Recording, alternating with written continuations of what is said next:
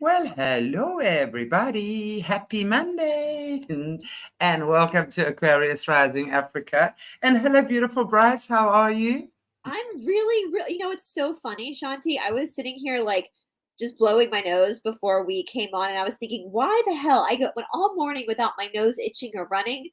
And the minute I got on camera to start to talk about this, it starts itching and running again. Then I remembered our friend Catherine said that that's the sign of the truth. When your nose itches Yeah, and it runs, it's the sign of the absolutely. truth. And so I'm super excited. I do have to apologize to our viewers though that we left off last week with a bit of a teaser and Peter the Great, but this story is so important, guys. We're going to take a little bit of an intermission between finishing off the scandalous Peter the Great story to talk about something that's probably a little bit more pressing. So, Yeah, exactly. And a little bit more modern day. So there's a lot more people out there watching us do this, but it's all good. Most definitely. Very, very interesting story, I have to say.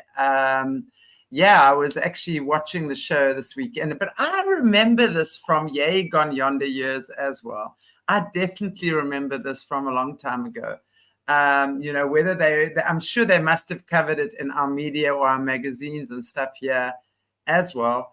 But I certainly remember this case happening and there being a lot of speculation about it.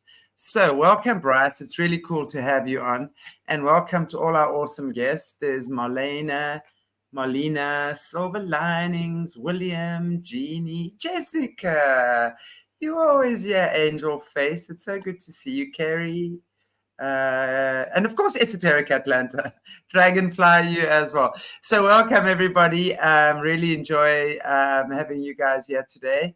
With when we're going to be looking further into the Sons of Sam, yeah, and as we said, it's quite a I wouldn't say controversial is the right word. It's a bit of a hot topic right now, very as well, handsome. always has been. And I think a lot of people probably wish that it was left undercover. And because when you're watching the program, you know how many of those NYPD cops, from what I'm seeing, actually did not want any of this uncovered. According to them, Berkowitz was the soul killer. But We hey, got come their on. guy. Move on. Nothing to see here. Nothing to see here. That damn Maury Terry, man, that investigative journalist that was like, something's not right. And Angie just popped in, my friend Angie. And William, you were right, William. We're going to talk a little bit about all of this because I actually do, William, I did get Maury Terry's book. It's very, very thick. I have not read it yet, though, because it just came in. I have skimmed through some parts of it. All of my research is based off of my friend Doug's research, who passed away, and that was kind of my pledge to him. And Shanti knows this because we've talked about it offline as well, is to try to continue Doug's work and also Maury Terry's work, because Maury Terry also passed away too young. And so we're carrying the torch forward. And so a lot of my Yeah, I have yeah. to say, sorry to interrupt you, but it was just, at the end of watching that, I just thought of myself, wow, that poor guy. He sacrificed, and yes, was he obsessive, and did he kind of drive everyone crazy? Absolutely. But I can so identify with that, and especially in those times, we're looking 70s, 80s, right? When he was uncovering these satanic cults and the way the way these people were killed and maimed and hurt, and the snuff movies made from that. I don't believe the public was ready, and I think there were a number of times in the movie or the documentary where it actually says, the public is not ready for this, or the public won't believe you, they won't believe your story. But now, I mean, having sat on this channel for 3.5 years, interviewing people who've been through that sort of stuff and worse, the public definitely is ready for this now. So Maury Terry, his work was not in vain. I must say, I felt for the guy. I Yeah. definitely felt for the guy because he knew he was onto the truth. And everyone else was kind of like, even though they were with him, I don't think they had the same passion as Right. what he did.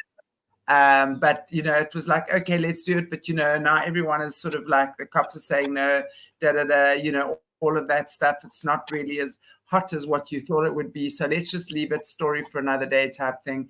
But this guy knew. He knew, and he was like a dog with a bone, and he was not going to let go. And I must say, I was very sad when he, you know, when I heard that he'd passed away, and especially in the way that he did. But, I just want to say, I don't think his work is in vain. So I want to just say to his spirit as well, we're carrying on. We're carrying on. And I think you're right. You know, we look at like the 80s in the United States, especially, we had this phenomenon called the satanic panic. And in my opinion, what the controllers will do, again, the controllers are many things, stupid ain't one of them. We've seen this in our own timeline with all the junk conspiracy and the fake truthers out there, that they'll take part of the truth and they'll blow it up and spin a story so that it looks ridiculous to the rest of the world. Well, I think that's what they did with the satanic panic. They blew it up in the 80s to make things like Maury Terry's work look ridiculous, which now we know it wasn't ridiculous. And I actually understand. I mean, anger will do a lot. And I think with Maury Terry, we'll get into like his story and how he got involved in this case. I think at first it was like him just being like, stuff's not adding up, let's investigate this. And then when the police kept closing the door on him, I think he got pissed off. And anger will do a lot. Anger, what's in Magdalene's gospel, the wisdom of the wrathful person. There's wisdom. You have a fire under your ass when you're like, no. And I was telling Shanti off camera, and I love it. I was telling Shanti that on my channel, we share a lot of the same friends watching. So many people commented that were in New York at this time when they were younger and they remember. And please give your input, because that's super, super important, because I'm really like it. Sorry, CM. I don't know what your name is, CM. I grew up in Pelham Bay, the Bronx, while Son of Sam was before me. I was born in 79. I knew the first victim's mother. Also, Berkowitz was a friend of a neighbor who I used to babysit for a while. Yeah. So it's very interesting to see you guys on the channel that obviously have strong links and connections to this. And I really, when we get into the story, I'm going to encourage people from New York, especially that area, to add your thoughts into this. I was telling Shanti, I had an awesome 2-3 hour Zoom on Friday with a guest who's going to come on my channel this week, and I'm going to send his information to Shanti because he is connected to one of the victims and has done a lot of work, and he filled me in on a lot of information that I didn't know. And so I really can't, because there's just, I mean, we cannot not stop talking about this story. You could do 100 episodes of this story and have more and more and more information to share, because still to this day, there's more stuff coming out and people have dedicated. He accepted it. Yeah. And I think, William, that we're going to get into that. I think there was some protection there for him because he was definitely the Manchurian candidate that took the fall for everything, and why they targeted Berkowitz. Yeah, we were saying that before the show as well, that I just feel as well that Berkowitz, I feel like one of the reasons he didn't get the death penalty was because I do feel like he took the fall for a lot of people. Yeah. And so he's kind of like maybe protected in a way where he is. Maybe, I mean, I think he's watched. But I think he lives. He has a scar going across his neck. You can see where he's been attacked. And here's the thing too, Berkowitz knows everything. And for sure he does. Because he knows everything, that makes him very dangerous, and it makes him also very scared. Because if he speaks, but it wouldn't surprise me as well, if that attack on his neck was sort of a setup as well. These things wouldn't surprise me at all. I do feel that he's been watched. Maybe he's protected in a way. He's probably given a reasonably good life where he is. He doesn't have the death penalty, but that's because he took the fall, and he has to protect certain people. And maybe he did those interviews as well, and he was given names of the two guys specifically that had already passed away. So we're going to talk about their passings too, because I don't think I think they were murdered as well. For sure they were. The one was definitely murdered. Both of them were. We're gonna get into that because Berkowitz. I said this on my channel. I know this might be kind of controversial. I have a lot of empathy for Berkowitz. I know he messed up and he was involved in this. I get that, and karma has to be paid back. I totally get that, but I do feel like there's empathy for him for me, because I think he was we get into his past a little bit, and it wouldn't work today. Like Berkowitz was adopted, and when he got out of the army right before the killing started, he did go to find his birth mother, and his birth mother did not know who his father was.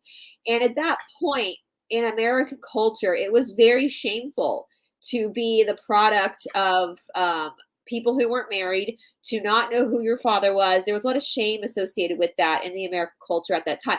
Nowadays, that doesn't exist. Nowadays, and I want to add to that as well. When we're looking at how these adoptions work, right?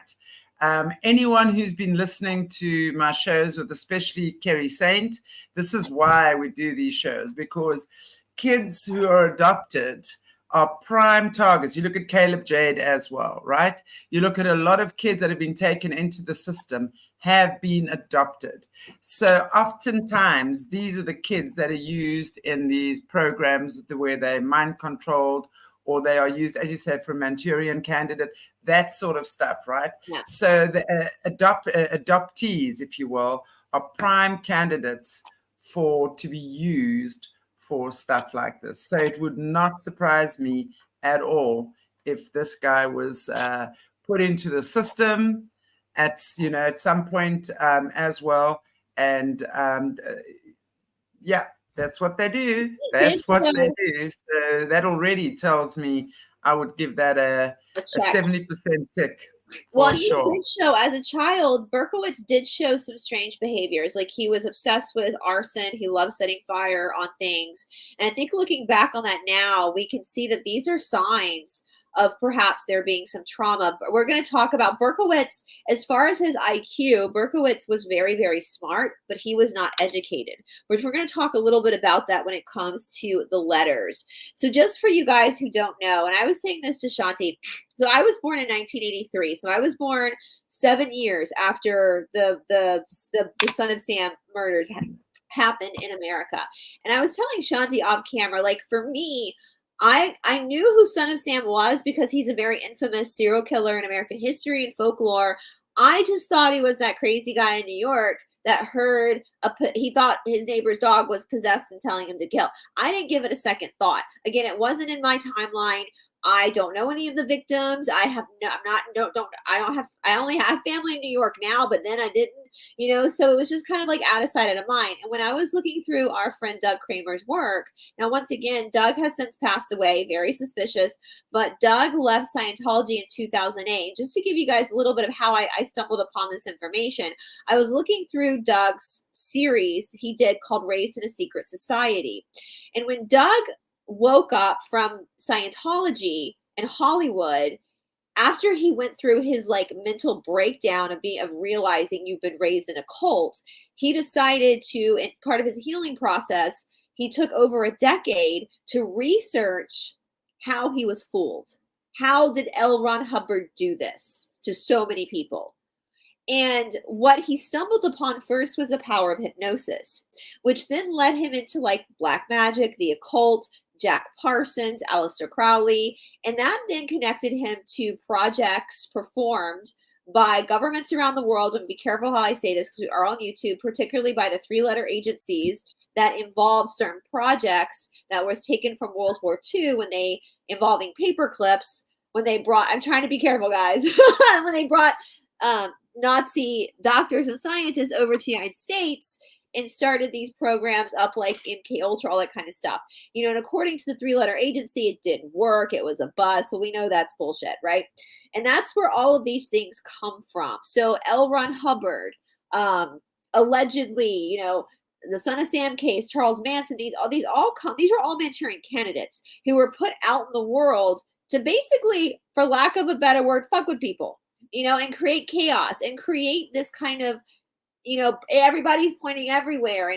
And we even think my generation, like Columbine, like Sandy Hook, like all these things that probably are not what they seem to be and are more sent to have us looking at each other like we're the crazy people and not realizing it's coming from the same puppet masters.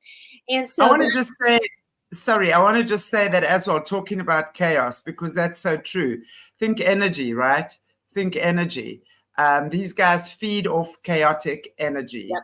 And if you also look at those of you who've been watching my series with Caleb, Caleb will talk about exactly, there's a whole realm of spirits, if you will, who are chaos creators. So the more, and they just wait for opportunities to create chaos. So I was interested as well when they were talking about it in the series about, they're just there to create chaos. And I was like, of course they are. Because think energy, right? There's positive energy and there's negative energy, right? These guys feed off chaos and pain and trauma and drama. And that's why the more pain and chaos they can create is how they're getting fat on that. That's their food. So, which is why it's so important that when chaos ensues, we remain within our quiet time and integrity. And I love seeing what you're saying here as well. And it's exactly what I was suspecting. And I mean, I think all of us here that have been watching this stuff now will realize that is what's going on. And you were saying that there was a man, 78, former cop. He was on the case and swore they were more involved. He actually said he believed a cop was involved.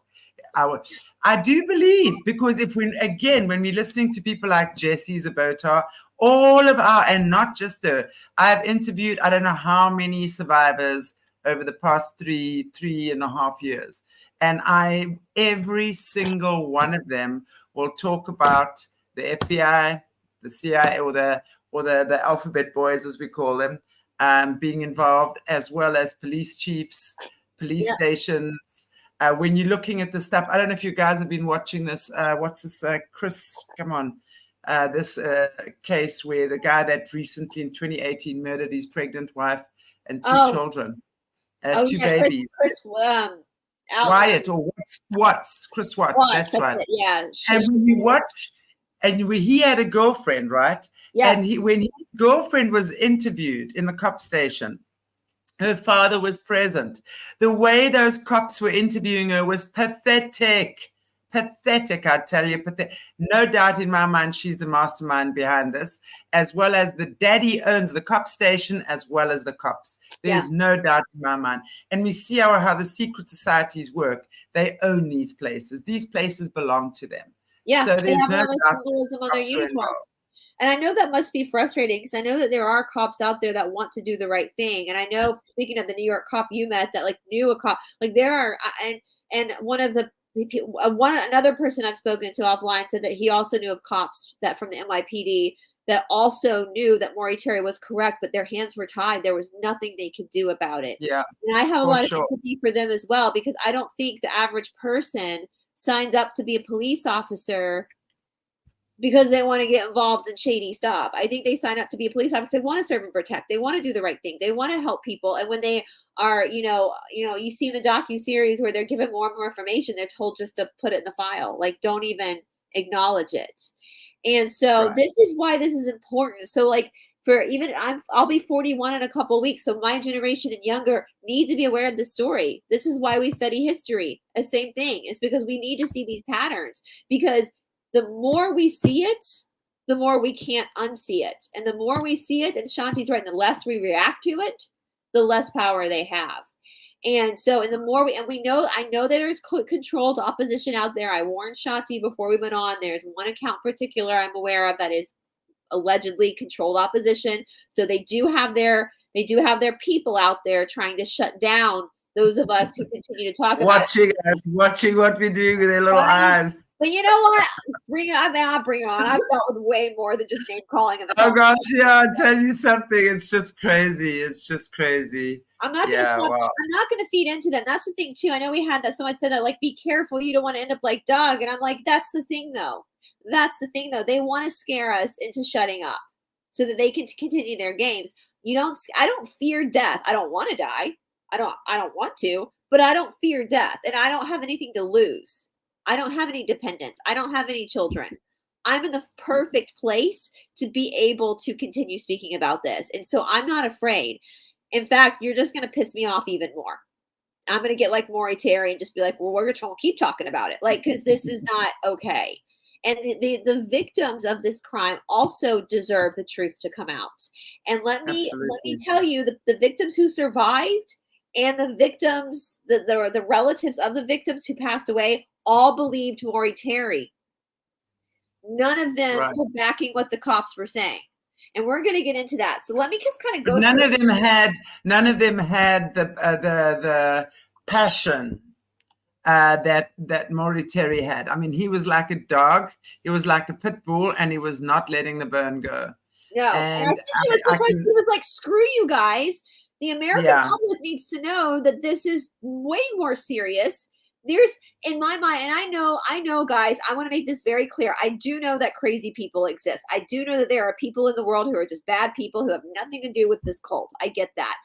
But now we're learning that these big catastrophes, these big serial killers, these big, these things in schools in America are not that. They're not that. They're literally orchestrated by the same people. And so we got to keep talking about that. And I'll give you guys just for I want to give a brief outline of all the shootings. And I think I sent you a map, Shanti, of where all these shootings took place. And this is where I'm going to really need my New York people to pop in this conversation and I spoke with the guy. Is this map right here, I think? So we've got like all the different, we've got like, and for somebody who is from a small town, now some of these are quite close together, but some of them are not. Now, for people who are from a small town, this might not mean a whole lot to you. But let me explain to you what it's like living in a city. Because I live in Atlanta, Georgia is the New York of the South, right? Atlanta is about half the size of New York, which is still huge. When you live in a city, now New York calls it boroughs. We call them just neighborhoods in Atlanta.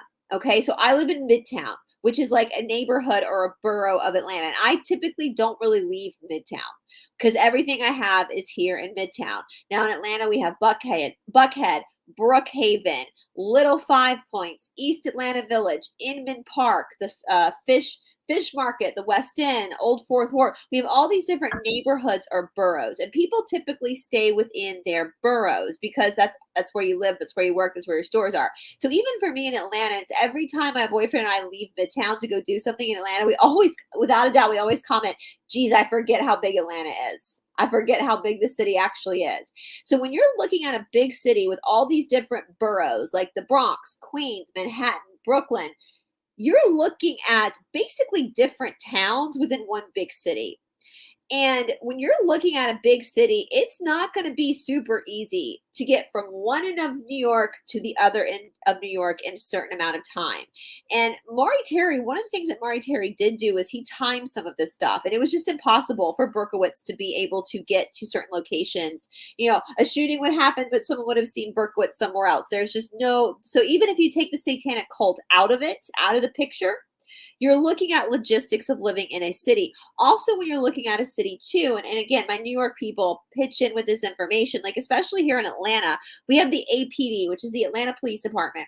It's the umbrella of police officers here in the city. However, because the city is so big, it's zoned. So police people who are zoned to my location are going to be servicing issues in Midtown, not Inman Park. So you're dealing with these little police stations that are all under the same umbrella of the same police station, but in different neighborhoods, okay? So I just wanted to kind of give that logistics to begin with. Now, David Berkowitz, again, the son of Sam, an American serial killer who pleaded guilty to 8 shootings that began on July 29th, 1976 in New York City. Now, I need to talk a little bit about New York in the 70s. Again, I would love for my New York people to pitch in with this. Now, even when I was born, when I was a little kid, New York was a very, very notoriously a very dangerous city. So was Atlanta. Atlanta always follows in New York's shoes. I remember, for example, when I was in the 5th grade, so I was 10, so this would have been like the early 90s, that there was this thing going on. We have a problem with gangs here in Atlanta. We always have. And there was this thing going on where you would be at a stoplight and the light would turn green and the first car to go would get like sniped. And that was part of gang initiation in Atlanta in the early 90s. And we knew about this stuff. So I get this. Like when I was a kid, we did not come into the city unless we needed to. We stayed out of the city. We stayed in the suburbs. Now for Atlanta, that changed in 1996 when the Olympics came. It really changed Atlanta a lot and made it a safer city. The same thing kind of happened in New York around the same time with Mary Giuliani, because he got rid of a lot of the mafia, right? And so that's what changed New York to make New York more of an appealing tourist attraction. So in the 70s in New York, the gangs, the mafia ran the show. And you guys, there were so many, I have like so many notes here. There were so many similarities to New York then than we have now in our world, because there was also in that time, which I thought was very, very interesting, that I have it, crime was we're setting the scene, guys. Crime was everywhere. Everything was out of control in New York. The mafia ran the show. Police were overwhelmed. There were major layoffs in the police department. And guess what? Drum roll, they were defunded. Yeah. What does that sound like? The summer of 2020 to me. Chaos, chaos, chaos. We're defunded. There were high unemployment rates. The city was on the verge of bankruptcy, and they called it Fear City. New York was called Fear City at this point. So a lot of the upper middle class citizens of New York, from what I understand in my research, actually left New York. And that's when they started to move into Connecticut and New Jersey, into the suburbs, to get their kids out of New York. So what this means was that a lot of crimes in New York were just going unacknowledged and unsolved. So people were getting shot in broad daylight, and it was just going unacknowledged and unsolved. It was the Wild West, right? Sounds very familiar to what they're trying to do again, or what they try to do again in 2020 and a lot of major cities across the world, right? So I wanted to say, so if you're thinking of the way New York is now, it's not the same New York, okay? So we had the very first shooting happen in the Bronx on July 29th, 1776. And this was at 1:10 a.m. in the morning. And this was two women, Donna Laurie and Jody Valenti. Now, I laughed. If you look at the American cultural of the East Coast and where people settled, where I'm from in the Southeast, it's mostly people of English descent, some French descent, and German descent. Up in New York, it's Italians, Irish, etc. So you have it's very rare to have an Italian last name here in the South. So some of these Italian last names, I'm probably going to pronounce them wrong. I apologize. No, I'm not intending to do that. I'm just not super familiar with all these Italian names. So Donna and Jody. Donna was 18, Jody was 19. And this breaks my heart, you guys, because this to me is the most innocent thing, to think of these young girls. They had just come out of a discotheque, a club, right? Because this was the 70s. This was the time of disco. And this 18-year-old girl and y'all, and back at that time, I do believe that the drinking age for the United States was 18. It's now 21. So they were legally out. They were parked in Jody's car, sitting outside of Donna's house, and they were talking. Those girls were probably gabbing about the cute boys they met, the songs they loved, what happened at the club. They were probably gossiping. They were excited. They were young. They were probably very thin. Their metabolism worked at that time. They were just at the beginning of their lives. And so they're chit-chatting in the car. Donna gets out of the car to go inside. At that point, a man appears out of nowhere, kneels down, and holds up a .44 caliber gun and shoots. Okay? Donna dies instantly. I believe that Jody did survive. She was shot in the thigh, but she did survive. Okay. Now, at this point, when the police looked at this first case, they kind of were under the impression that it was a mistaken mafia hit. Why did they believe that? Because there was no motive. The girls were not robbed. You're not going to get much from an 18-year-old in the Bronx anyway, so that's kind of stupid to try to rob.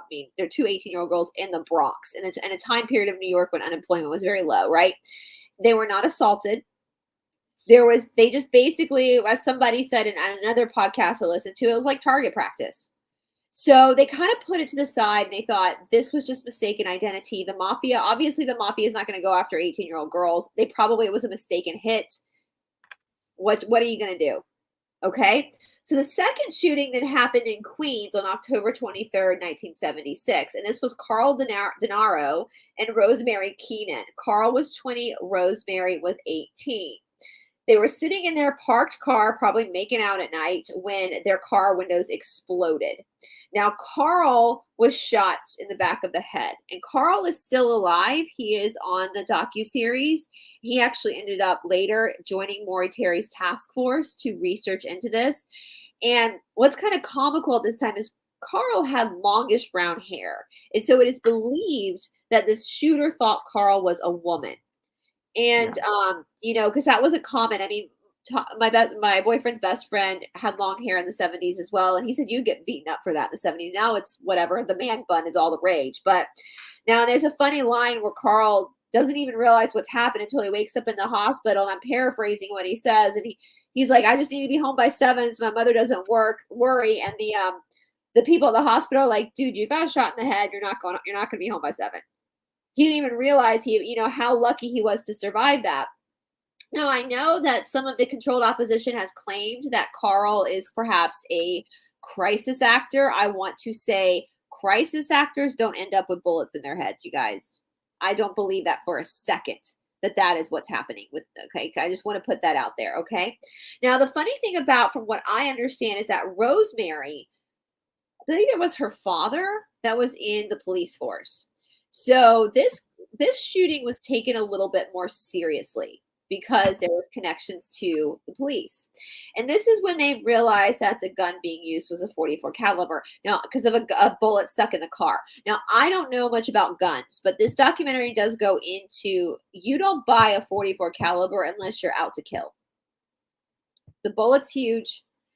And then they realized that was the same bullet that was used on the first shooting. So there's already kind of a connection, but yet they're just kind of putting it to the side again. Like, again, in fairness to the young cops, the street workers who are not involved in any nefarious stuff, they really had nothing to go on, you guys. They really had nothing.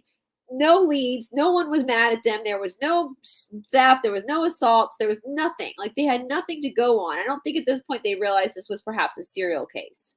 All right, third shooting was in Floral Park, Long Island on November 27th, 1976. This was Donna DeMasi and Joanne Lamino. Donna was 16. Joanne was 18. The two girls were sitting on the front porch of Joanne's house, just talking. Two girls. Young girls, teenagers, sitting outside, probably talking about boys, probably the same thing. Very innocent. Again, very innocent in my eyes. A man walked up and just started shooting. So the second, Donna DeMasi, ended up being fine. She survived. Joanne, however, got hit in the lower spine, and she is now permanently in a wheelchair. So they both survived, but, there's definitely some scars. Fourth shooting happened in Queens on January 30th, 1977. Christine Frood and John Deal. So she was 26, John was 30. Parked in a car after seeing the movie Rocky. Car was shot up. Christine died. John was wounded. So at this point, the police connected all the cases. They started doing mass media propaganda about the .44 caliber killer on the loose in New York, that they realized that this killer was targeting women with shoulder length or longer brown hair, pretty young, in parked cars, so late at night. And so, and in the docu-series, it does go through clips of women going into beauty parlors and bleaching their hair, chopping their hair off because they were terrified. And it's funny to see something like a salon owner was like, even though these haircuts are not becoming on these women. not very attractive, but they're having them. Because they're like, I'd rather just be ugly for a summer than die. So, and of course, this is going to affect the economy even more in New York because all these clubs, these discotheques are obviously not getting the business because people are terrified. So fifth shooting, this one's also very upsetting. They're all upsetting, but the real young ones really make me upset because it's like, what did they do to anybody? They were young girls just starting their lives. So this was on March 8, 1977. This was a girl named Virginia Vasarichin. I think that's a Ukrainian name. I don't know if I'm saying that right. She was 20 years old, and she was walking home from school. She was literally walking home from school, and a man came up, and she put her textbook up to block, and a bullet went straight through into her head. All right. At this point, there was a media frenzy in New York. The Daily News and the New York Post were in a frenzy. This is when we really started. I thought that was interesting. They talked about in the documentary. This is when we really started to see the media become full-on participants, like we see now in propaganda, and really wiling people up, right? We're going to talk about one of the reporters, Jimmy Breslin, because the media was really out with this story. And we'll get into Maury Terry, because around this time, Maury Terry was a young reporter. I have my notes here. In the summer of 1977, Maury Terry was 31 years old and was working for IBM as their in-house magazine in New York City. Now, what's interesting is that Maury Terry already kind of knew the way the media worked at this point, because he had covered the MLK assassination. He had covered an outbreak, a riot in New York over the MLK assassination, where the New York, his employer, when he went with the story, told him to bury the story.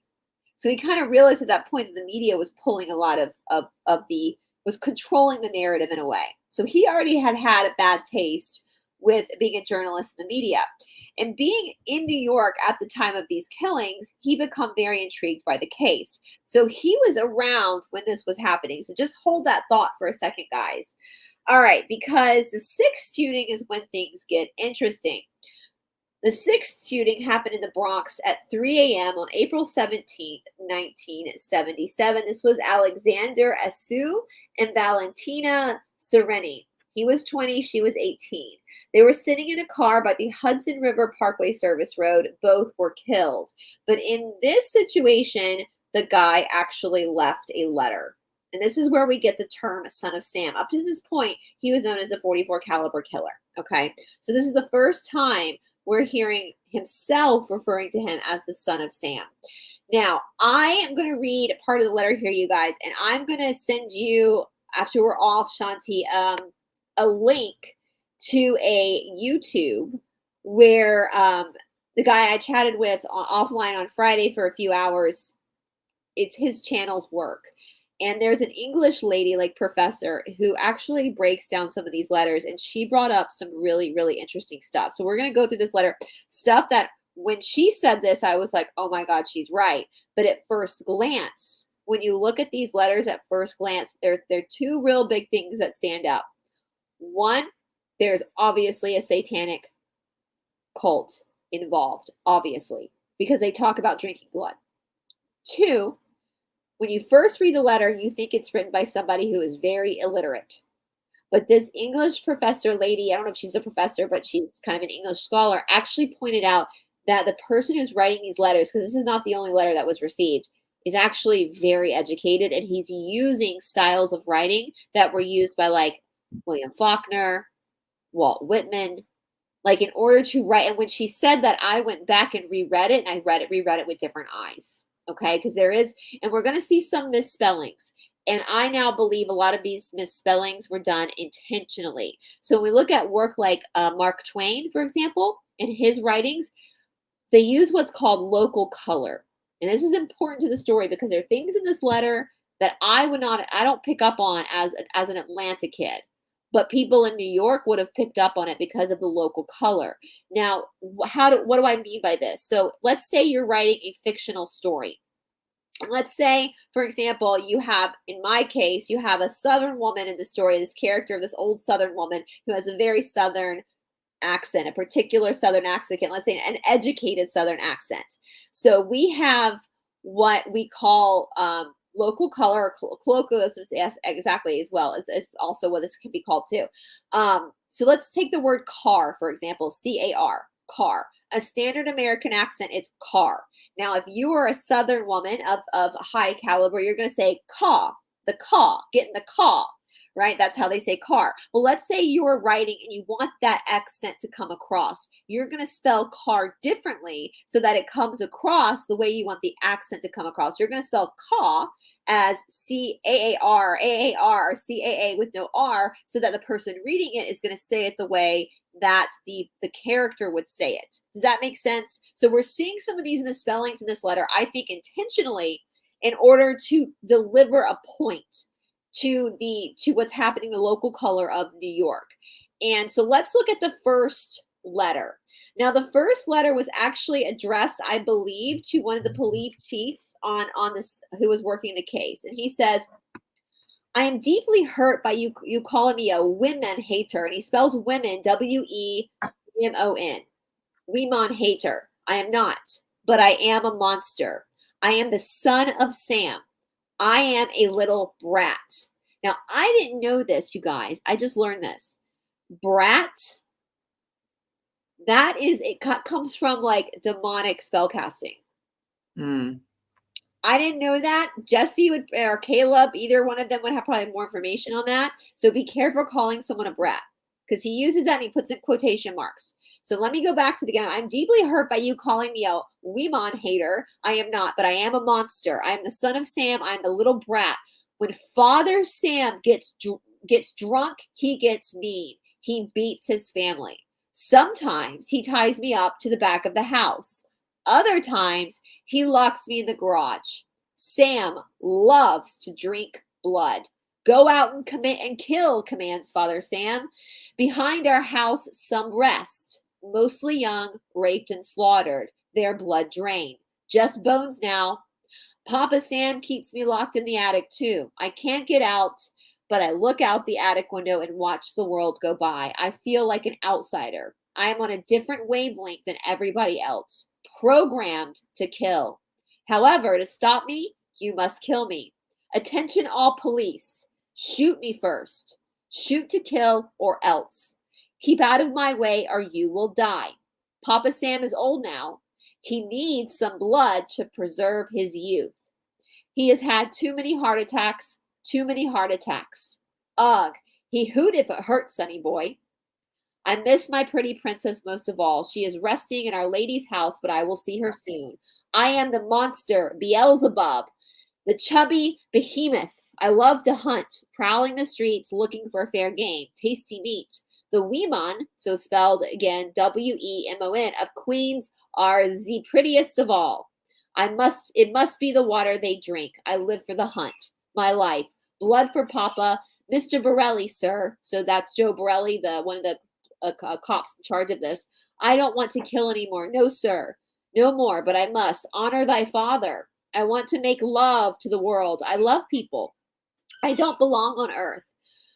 Return me to Yahoos, to the people of Queens. I love you. And I want to wish you all a happy Easter. May God bless you in this life and in the next life. And for now, I say goodbye and good night. Police, let me haunt you with these words. I'll be back. I'll be back. To be interpreted as bang, bang, bang, bang, bang. Ugh, yours in murder, Mr. Monster. So what do you think of that, Shanti? Well, I think that is certainly someone who's, I don't want to even say looking for attention, because I think it's a very real, honest letter that actually, I think is very real, very true. And most definitely trying to tell the world what's going on, who he is. Yeah, for sure. Papa needs blood. Papa's getting old. Now we're going to get, I don't even know if we'll get into the other suspects in today's episode. There's so much here, guys, to talk about. But also I want to emphasize, so there is a writer, an American writer called William Faulkner. We have to study Faulkner in school. And Faulkner, I actually really liked William Faulkner. So I want you to pay attention to the way this is written, because Faulkner, and I really appreciate this English person talking about this, because it brought attention to me that I was looking at this thinking this guy is illiterate. He's just crazy. But Faulkner would write, the way Faulkner would write his novels is he would have like one sentence, we call them run-on sentences, that would go on for pages. So the way that Faulkner would write is he would write like Shanti and I are having a conversation right now, but something constantly in your mind, you're having a front conversation, but you're remembering. Things are triggering memories in the back of your mind too, of different situations. And so you're going through when you're reading Faulkner and you're reading a story where there's a front story happening, but there's also the memories in the back of the mind that are happening too. And if you can settle into that, you'll understand Faulkner.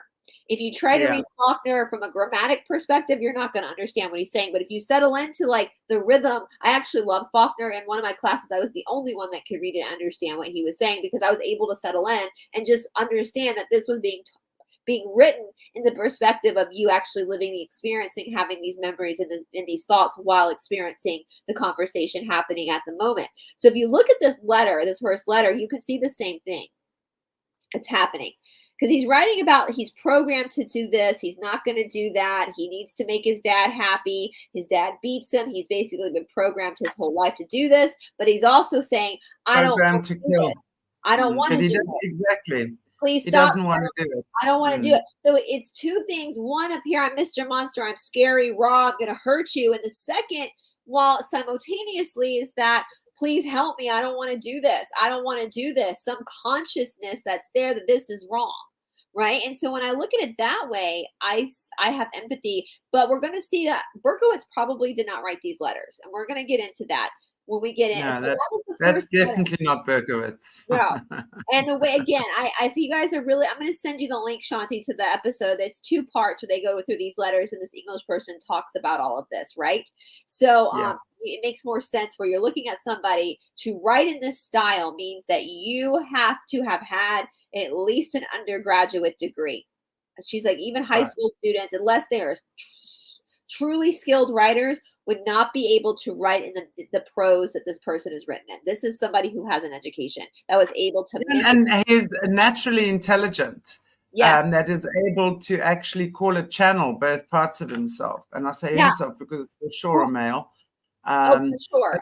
Someone who's very traumatized and who's been definitely channeling some crazy entity. Absolutely.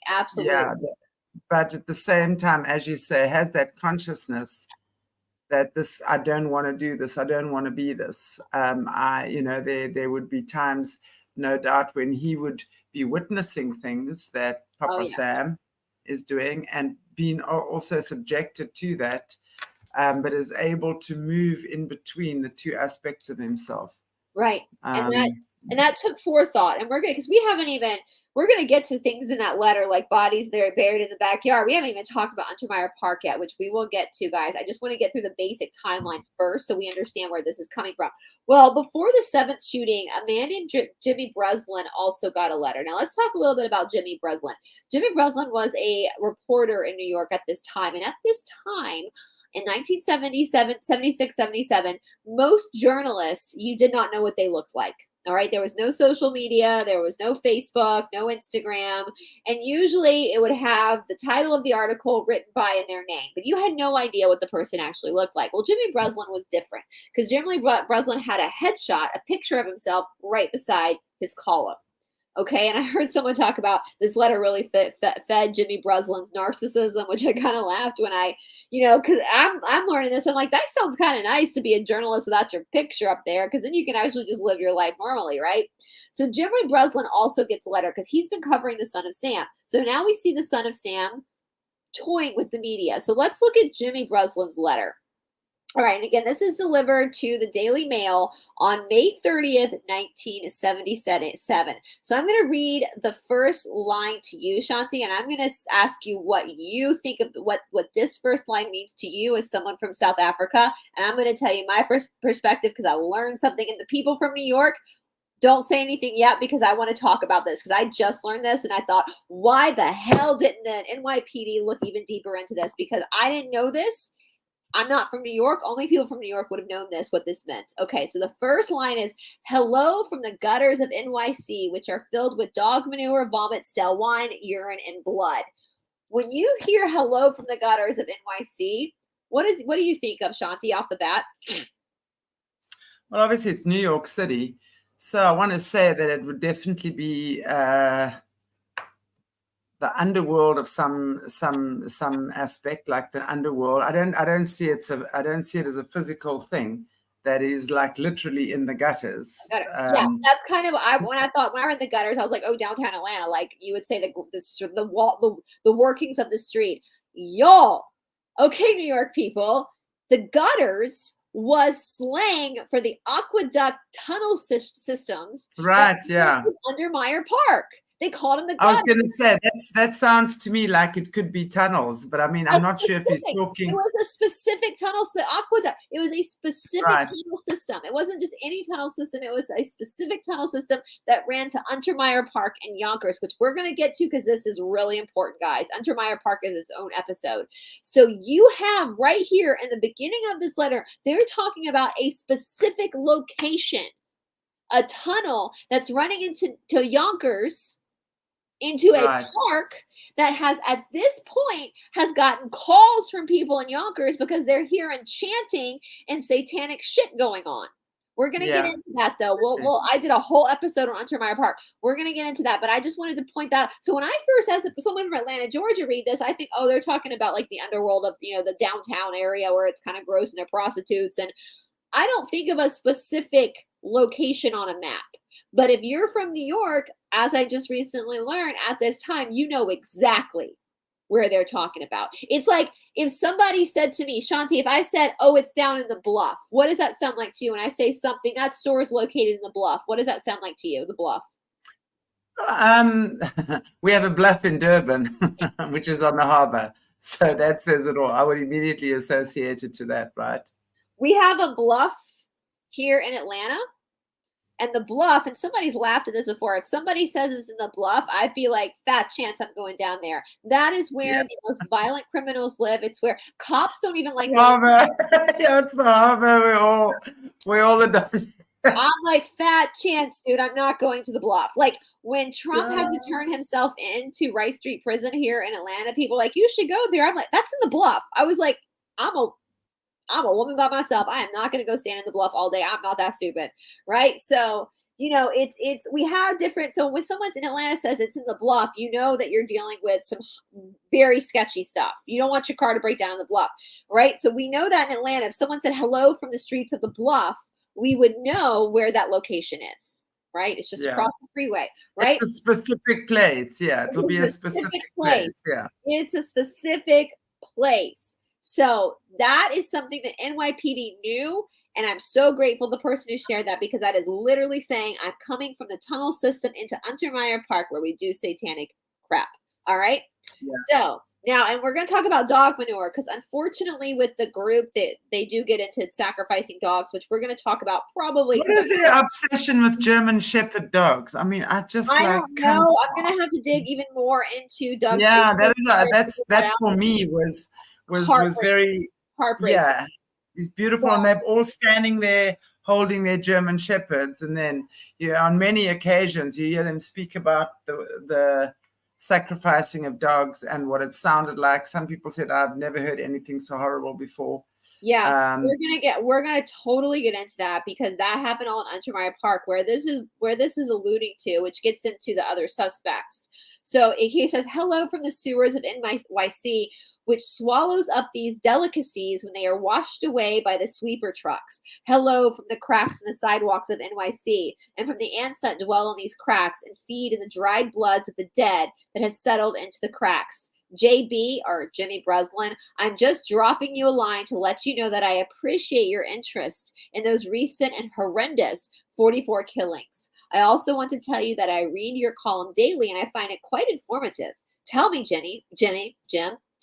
tell me, Jim, what will you have for July 29th? Now, July 29th, that was the very first shooting. So we're coming up to the year marking of the first ever shooting, which they didn't know, where they thought it was a mafia hit gone wrong, right? So he's now toying with them about the year anniversary.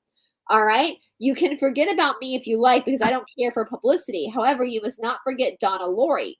And you cannot let the people forget her either. So now we know for sure that first killing was a part of this and not a mafia hit gone wrong. She was a very, very sweet girl, but Sam's a thirsty lad, and he won't let me stop killing until he gets his fill of blood. Mr. Breslin, sir, don't think that because you haven't heard from me for a while that I went to sleep. No, rather, I am still here like a spirit roaming the night, thirsty, hungry, seldom stopping to rest, anxious to please Sam. I love my work. Now the void has been filled. Perhaps we shall meet face to face someday, or perhaps I will be blown away by the cops with the smoking 38s. Whatever. If I shall be Fortunate enough to meet you, I will tell you all about Sam if you like, and I will introduce you to him. His name is Sam the Terrible. Not knowing what the future holds, I shall say farewell, and I will see you at the next job. Or should I say, you will see my handiwork at the next job. Remember Miss Lori? Thank you. In their blood from the gutters, Sam's creation. So again, we have reference to the gutters in Sam's creation. All right, we're going to look at that with the proximity of these suspects besides David Berkowitz to Untermeyer Park and the aqueduct that connects the park to their house. All right, 44. Here are some names you to help you along. Forward them to the inspector for use by the NCIC, the Duke of Death, the Wicked King Wicker, the 22 disciples of hell. So he's using John Wheaties, rapists and suffocators of young girl. P.S. Please inform all the detectives working the slaying to remain. P.S. J.B. or Jimmy Breslin.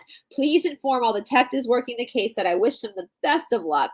Keep them digging. Drive on. To think positive. Get off your butts. Knock on coffins, etc.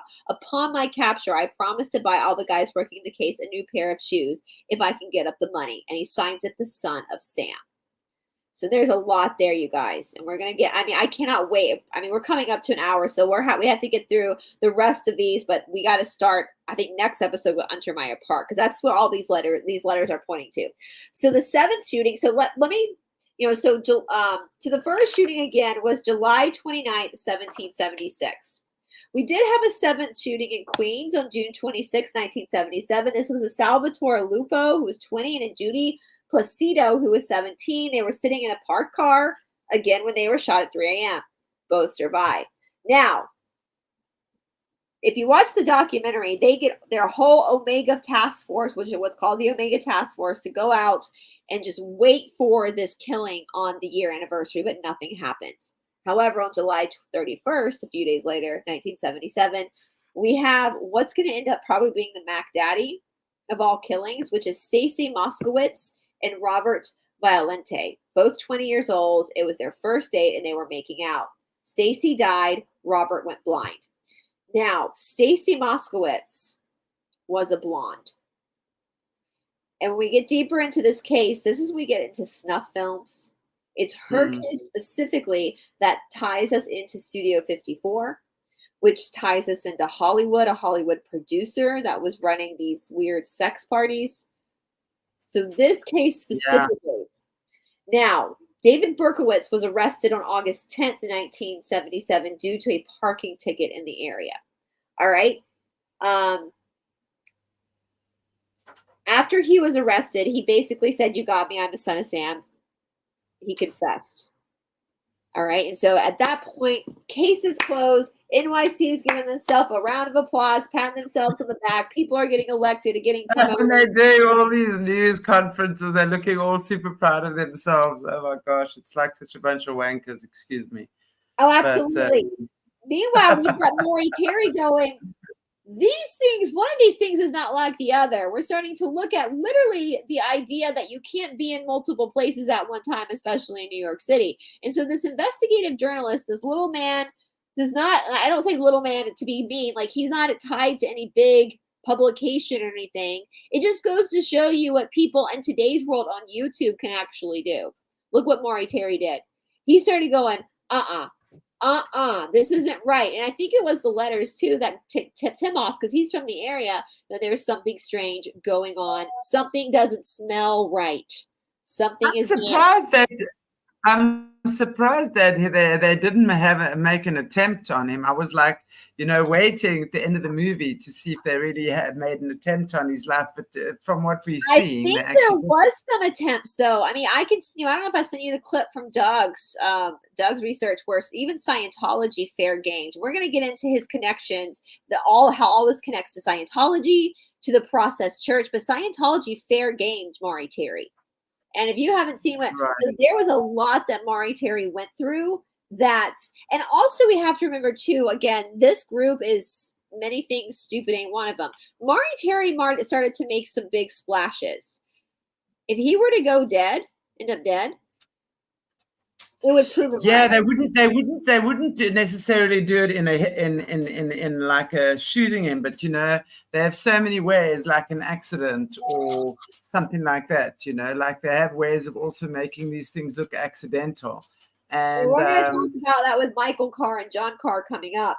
But I think with Maury Terry, I think he was an insurer. I think just everything he knew, and he had started making these media rounds, going on these talk shows, bringing forth his evidence. I think he was making too big of a splash to. I think it would have led to more credence in what he was saying. And other investigators over time and journalists started to work with him as well because they realized he was onto something.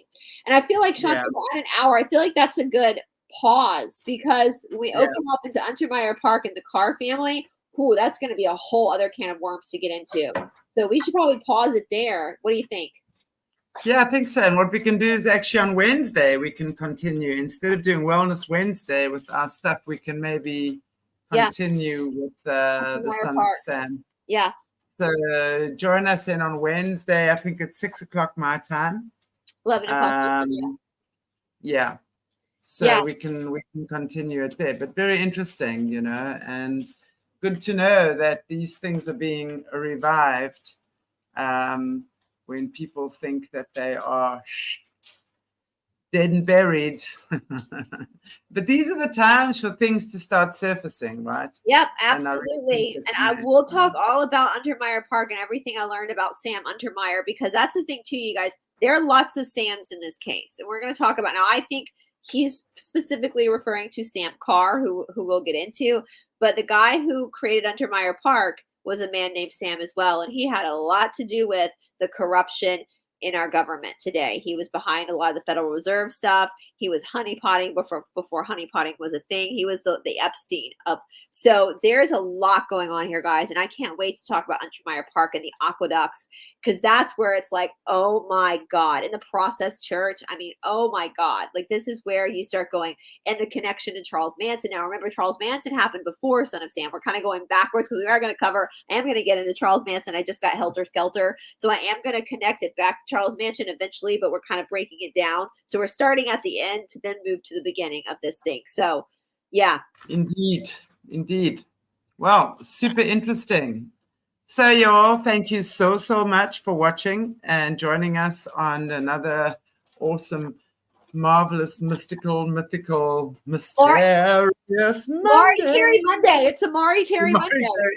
Maury Terry Monday. I'm sure he'll be happy that we are bringing it to the fore again. And thanks everyone for participating in the chat as well. Really good to get your input. Oh, I want to say, because I see Jessica Jones, the Cryptic Huntress, in the chat. You guys, she did a remote viewing of this. I had her remote view this, and she had no idea what she was remote viewing. And the stuff she hit on, guys, it's a cult. Like, it was a freaking cult doing this. So just so you guys know, she's awesome. You should, she remote viewed. So, yeah. Well, thank you so much, and thank you, lovely Brice. Thank you. Oopsie, see you on Wednesday again. And we'll continue with this topic on Wednesday. Have a beautiful day, everybody. God bless you all. And may you have all the health, wealth, and abundance you could possibly muster. Bye, guys. Bye.